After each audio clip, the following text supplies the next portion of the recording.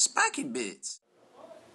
Hey everybody, MBG here today with a video tactics review. This is the official Spiky Bits review for the Wood Elf book. Now it's been nearly an edition since we've seen a new book, and we have here today the resident expert for all things fantasy related here at Spiky Bits, Austin Knight 12 Wingfield. What's up, fellas? So, what do you think of this book? Alright, guys, so for all the big Wood Elves lovers out there, all your dreams and wishes have come true. All of them? All of them. Wow. I'm sold. Anything you had trouble with in the last edition should be fixed with this new book. And I'll go over a couple things. I like this. I like this page. Yeah. This is Army Special Rules here on the left and your Armory on the right. So basically what we're going to go over is the Army Special Rules. So if anybody knows anything about fantasy, you know that elves are fast. So of course everybody's got always strikes first in this book. Yeah. If you are an elf, you're going first, dog. Just like the high elves. Just like, and the dark elves. Everybody's always strike first. Those guys. Another big thing.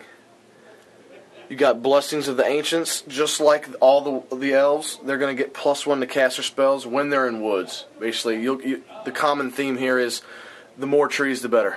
So I would imagine the Wood Elves are going to want to be in woods, right? It seems like a majority of the time. Okay. And we'll go over that here in a second. Big thing.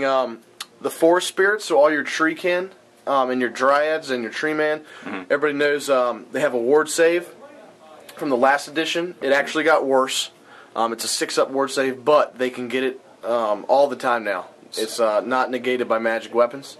Ooh, so that's pretty good. And it's still immune to psychology, so I'd say it's balanced. That's probably it's decent. But here's my favorite thing: Forest Stalker.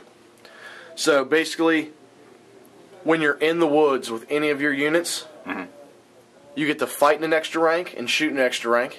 Oh, it's like they're high elves. Exactly.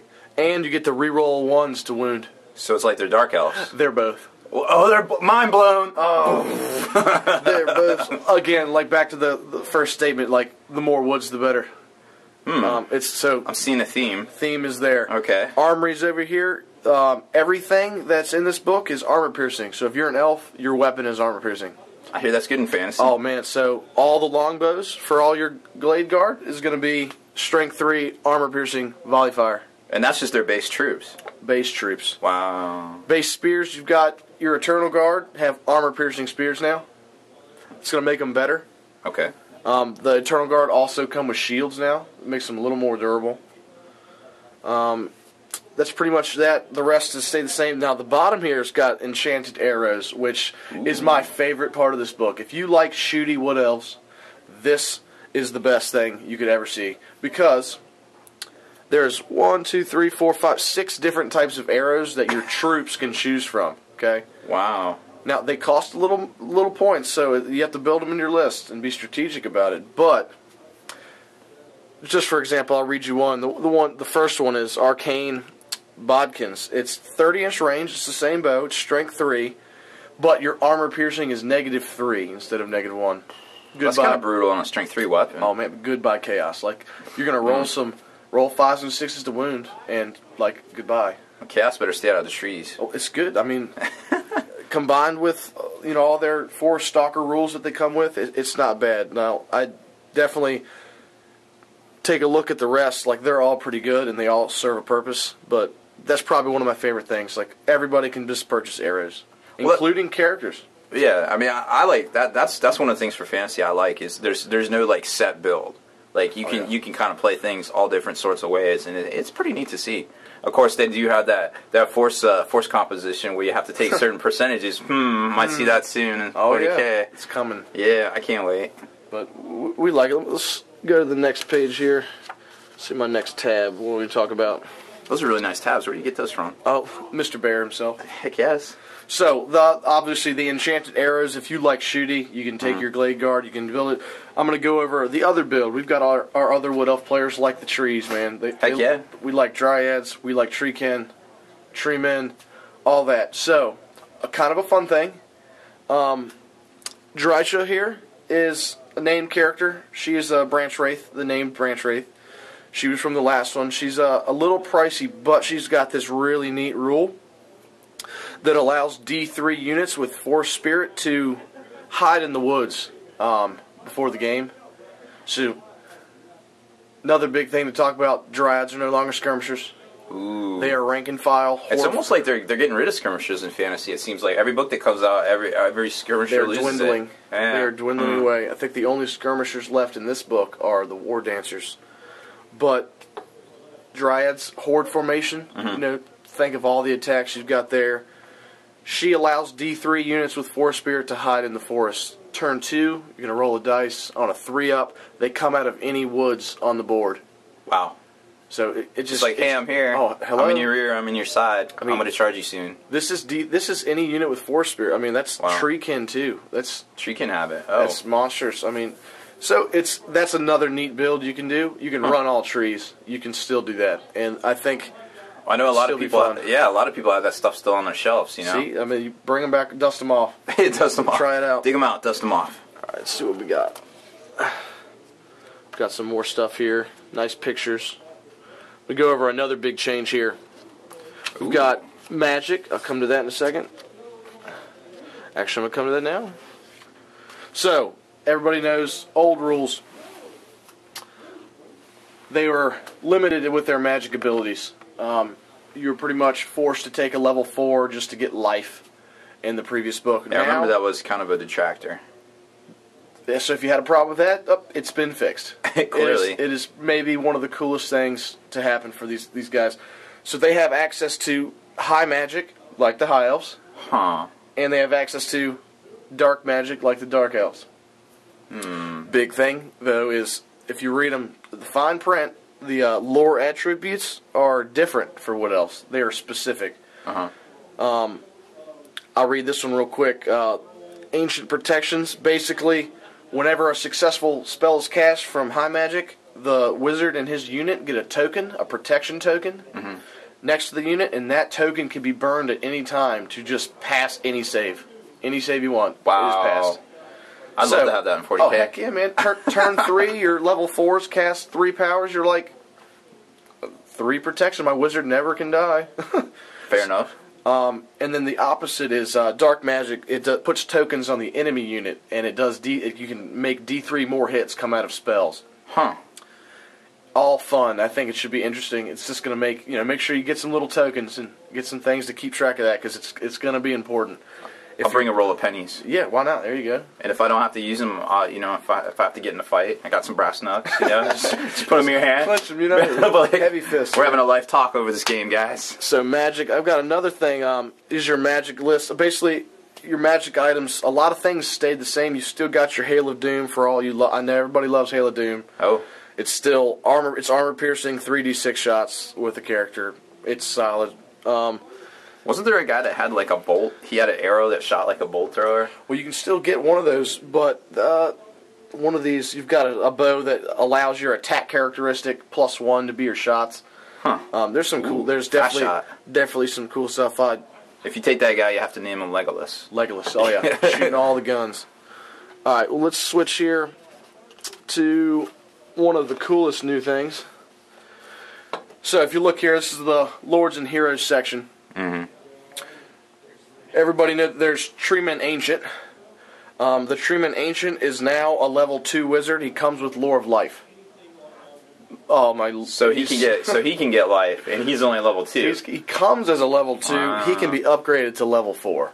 Of course he can. So so now you can take your wizard as a tree man. That's interesting. That's good. Talk about toughness 10. Oof. Tree man combat. So wait, how's that? So what happens if he gets hit by a cannonball? Well, it's not gonna like one shot him. Oh no, it could D3 him, right? Well, he does. If he gets hit with a cannon, it does D6 if it's a great cannon. Oof. So you can get lucky. Cannons are still a thing. I'm not gonna lie. But he is a tree man ancient. If he's toughness 10. I mean, you got to wound him on a 4. 50-50. So might take two cannons to take him down.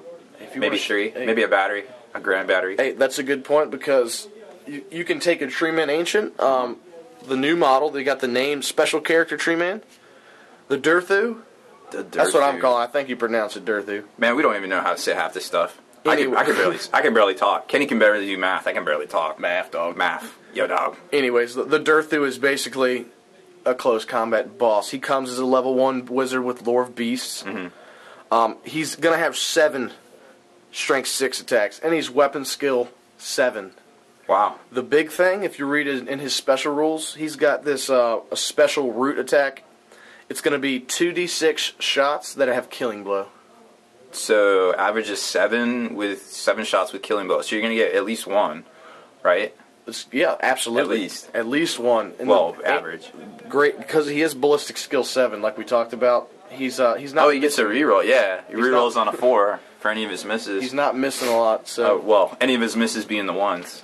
So again, he's a little pricey, but I think he's definitely going to be seen in some lists. I think he's pretty neat. So which one's which here? What is that actual model? Is that just random? That is the one with the sword. I think is the Dirthu. Okay, so that's just a regular tree man. That you can see the roots coming out of his hand. That's the strangle root power. And the one with the staff is the wizard. The tree man. I like that staff. It kind of reminds me of Gandalf a little bit. You can make a Gandalf freaking tree man. Heck yeah! All right, one more thing. Back to the trees. You can take Treeman Ancient, you can take the Dirthu, you can take all Dryads, you can take Treekin, you can take 3 Treemen.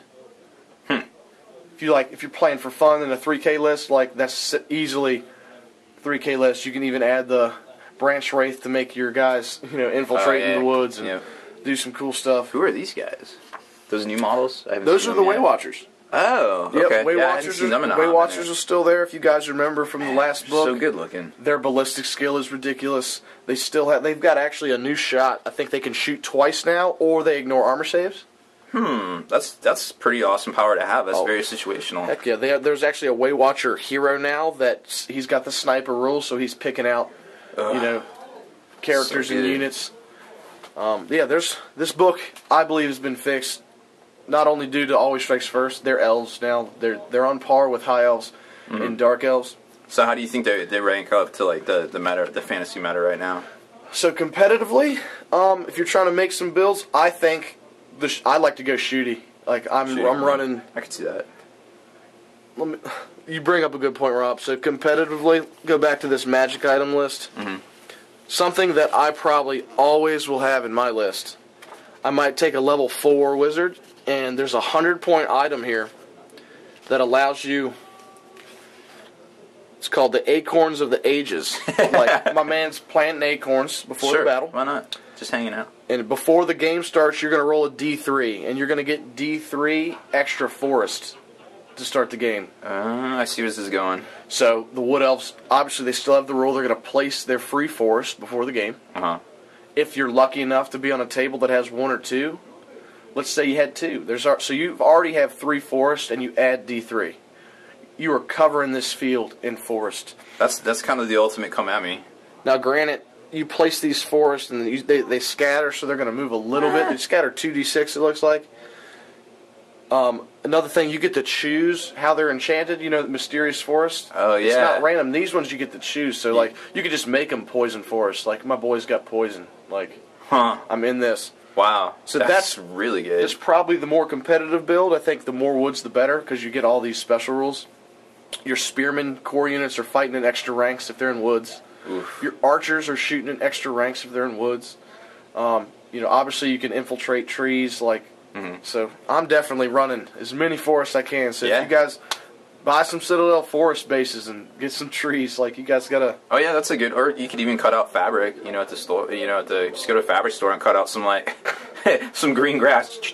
Oh yeah, because you're gonna need 5 to 6 forests, hopefully. Well, you could at least make them as big as the Citadel forest, because if that is the Games Workshop forest, your base should be at least that big, right? Absolutely. So it's not like you're even cheesing or trying to win at all costs. That's what GW says they are. So. GW says it's this big. They're actually pretty decent. They're pretty decent size. Yeah, that's what I was just gonna say. I'm glad Tyranids don't have anything like that in 40K. Right? Oh my goodness.